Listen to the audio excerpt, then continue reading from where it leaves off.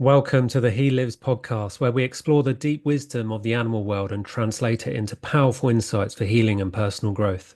Join me as we uncover the lessons nature has to offer, helping you reconnect, heal, and thrive one story at a time.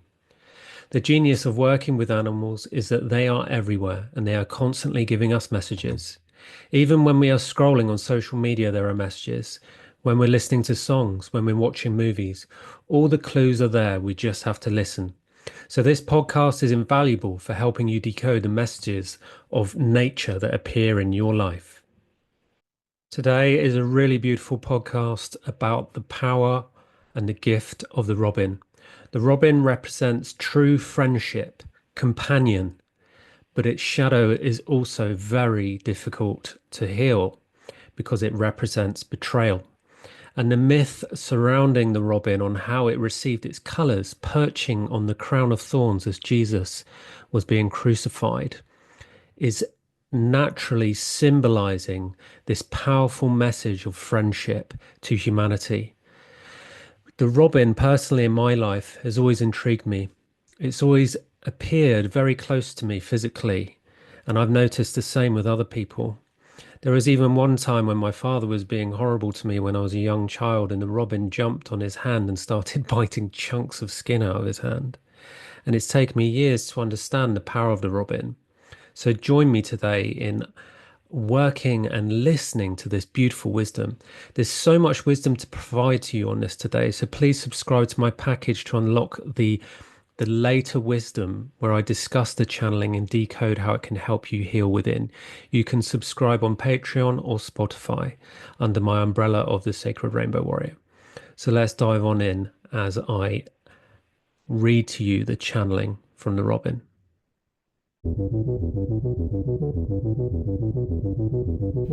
He lives straight from the heart. The robin stands on the shoulders of giants. It stands with those who make great sacrifice in the name of love. Listen to the robin's heart pulse. It pulses blood around its soul, holding that which it cherishes most dear to its heart. Blood-red chest, bringing undiluted breath to its heart, the breath of life. Jesus wore the blood of the robin. He wore the blood of sacrifice, for the robin was the bearer of love, the bearer of sacrifice. The robin works in love and life to bring the news of life into the hands of the divine. It may look like a little garden bird that preys on insects and worms, but like all animals, it has a spiritual soul intelligence that breathes life into the creator, you. You are the creator of your own life, and the robin brings you the breath of that creation. Breathe into your heart as if your breath was red with the love held within your blood. Breathe into your heart as if you were stood with Jesus as he held and bared his cross. Stand in love. Stand by those who show and deliver a greater sacrifice so that they may shout and scream their truth in the face of adversity. Stand on the shoulder of giants. Be the one that stands by those who sacrifice their lives for the greater good. Stand by those who live by their truth. Stand in the sacrifice of the lies that you hold dear. Sacrifice your fear and come into the truth of love. Stand, stand, and witness your sacrifice. Love is a precious totem. Love is a precious stone. Love is a precious feeling. Love is everything and everyone. You can only understand love, its purity, when you understand sacrifice. What does it mean to sacrifice the life that you so dutifully love? To sacrifice your life is to allow the old parts of you to die. Yeshua's sacrifice can be seen in many ways, but one meaning is through metaphor, the metaphor of truth, the truth of love, and the betrayal that mistakes that. Yeshua was destined to understand his role in the meaning of sacrifice. What does it mean to sacrifice your life in order to be the truth that you speak? When Yeshua fulfilled his part in the divine plan, he had given it all to the path of glory, to the glory of God, the glory of love, for God is love. When the robin came to Yeshua, it was a powerful sign, a sign of great sacrifice, the sacrifice of his body, his ego death, his love, and the times it brought before him. His embodiment of love, his embodiment of the sacred ceremony of life, was what made him whole, present, and in constant alignment with his destiny.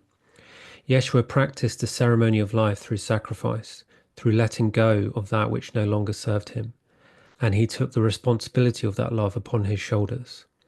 The love he shows through his words and the expression of truth created many enemies for him. Within every human being there lies an enemy of love, a Judas, a fear that pushes love away and creates a boundary around the heart. This fear is called the ego. When people who speak great truth are heard, they often have to make great sacrifice to ascertain that truth. But because of the fear within those who witness, those who sacrifice so much in the name of truth, in the name of love, are often confronted in betrayal and misunderstanding. It was the same as the witch hunts of medieval times. Women started to stand up for themselves. They started to stand for the power that they deemed sovereign to their own being. They started to understand nature and the heart of nature. They held that belief and that truth, and they were burned, drowned, and tortured for their beliefs, for speaking their truth. That silencing is still here today. It just looks and sounds different. Yeshua's sacrifice may be understood today, thousands of years later, but that energy of betrayal is still here, probably more so, through censorship, through misogyny, racism, sexism, violence, and a continual separation between brother and sister, and brother and sister. At the time of Yeshua's upheaval, he was punished and betrayed by those he loved, by brothers, sisters, and the people on the street that he did not even know. For they were not aware of the fear within them, the fear that they clung on to, which said no to his love, no to his truth. Yeshua's vibration of truth, vibration of love was so big, so pure, that many people could not bear it, and they knew that his truth would upset the order of ignorance that was being bred and is still bred today. They preferred to live the game of ignorance, the game of shame, so they ended his life, so that his truth and love could no longer be amongst them. But in doing so, they immortalized him.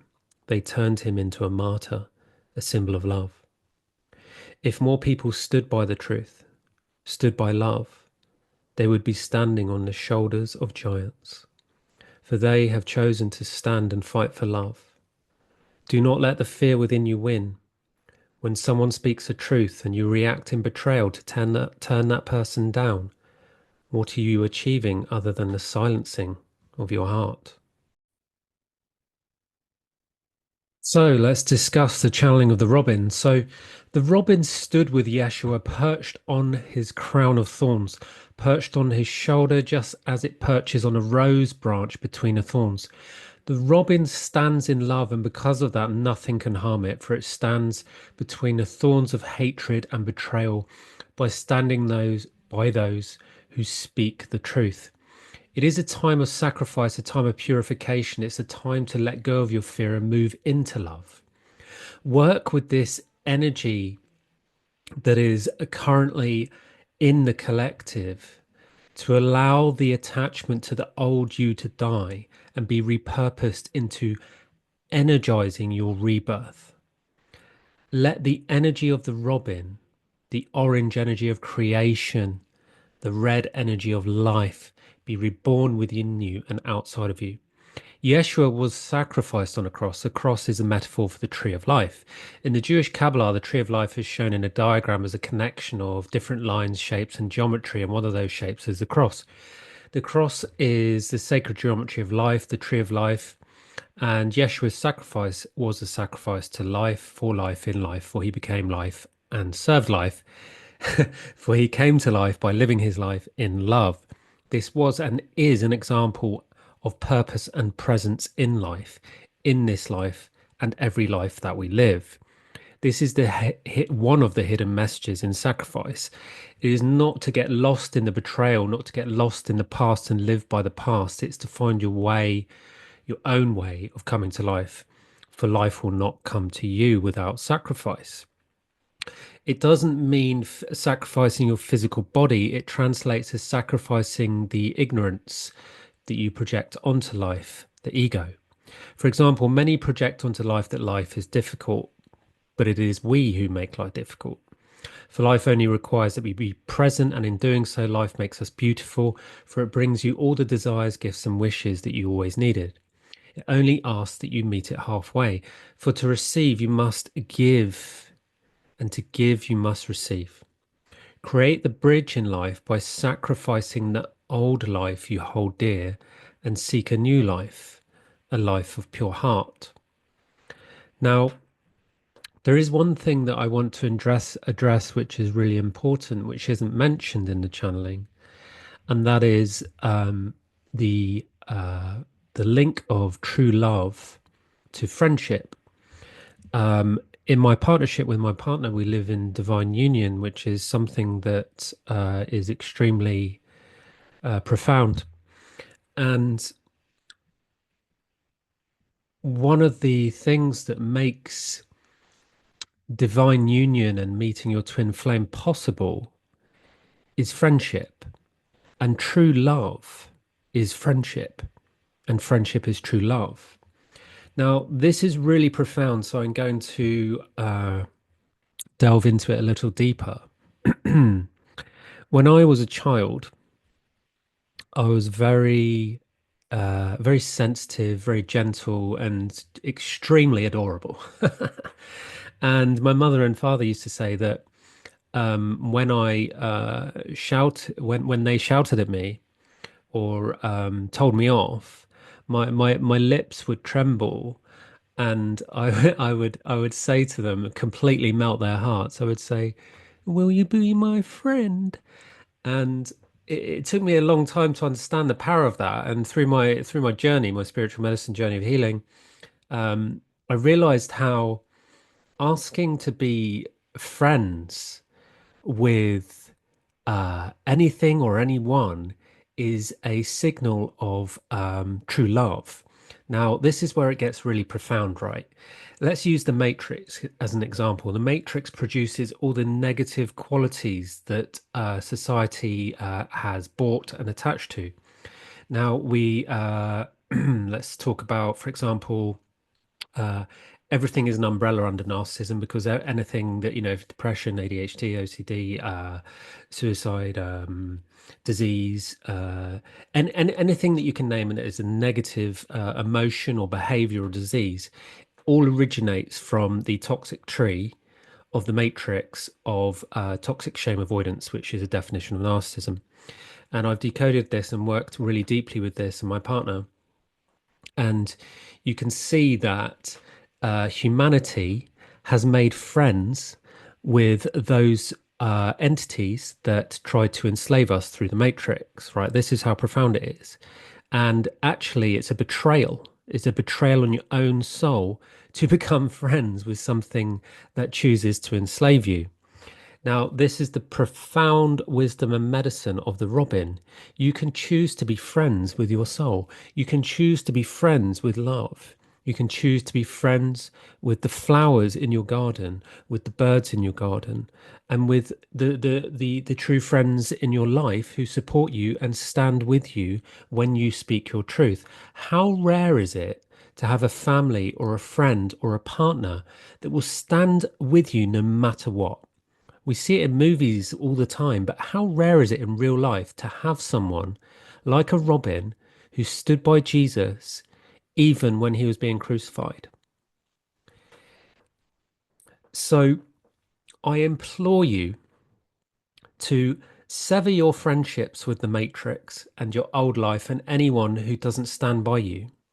And I implore you to become best friends with your soul, with your heart, and all of your spirit totems that guide you, and anyone who truly stands by you. This is a profound, I keep saying the word profound, but it really is when you really understand it. For me, it really blew my mind when this came in. The how did it come in for me? So I work in divine union with my partner, and that often means a lot of sat opposite each other, talking about what's coming up, acknowledging it and letting it go. And that can be very difficult if you take things personally. But because we started as friends and not in a partnership, we could reserve judgment. I'll give you a really painful example. Imagine if you're in a relationship with a partner and you realized that they had done something, um, derogatory, or just something really that you don't like, something to do with sex, maybe, right? Something to do with abusive behavior. Now, I experienced this when I met my partner. There were things that had I been in a partnership with her, a loving partnership, I would have said, "Whoa, I'm not coming near you because of your past, etc., etc., etc." I'm just using examples. And men often have this projection on women that they must be perfect and their integrity must be high, but that's always mirrored back to us, and we must hold that same integrity. And so everything is always mirrored back. So when you come into true friendship, when you begin a relationship in true friendships, you can help hold that person, help hold your partner, your twin flame, your friend through that without judgment. Because if you tried to do that, for example, in a relationship where it started through lust and sex, and then all of a sudden they turn around and go, "Oh, in my past, this happened to me, and I did this." That gives an opportunity for the man or the woman to go, "Oh, that's disgusting. I don't like you anymore. I don't love you anymore. Let's split up," right? Or there'll be that judgment, and it will start to fester. But when you work like this, when you live together in friendship and you speak about the judgments to release them, you are making that sacrifice for love to come to life, to love. You're sacrificing your ego, you're sacrificing your fear, because anything that isn't love is just egoic attachment. And so when my let's just create a dream example, right? Let's say, for example, I went up on stage and I said some controversial things that were truth bombs about, I don't know, religion or war or politics or something, and loads of people started, excuse the pun, crucifying me. Now, a true friend would put their arm around your shoulder, like my partner would, standing between the thorns of betrayal and say, "I'm with you, keep going." This is true friendship. And this is how we should treat each other. For everybody that's speaking the truth, we rise up together, we support each other. Please support me. Please support me in speaking my truth. Please support me by spreading the word. Please tell people about this. If you are listening to this, please share this. Make the sacrifice and stand on the shoulder of giants. Stand with those who speak the truth of love. Thank you.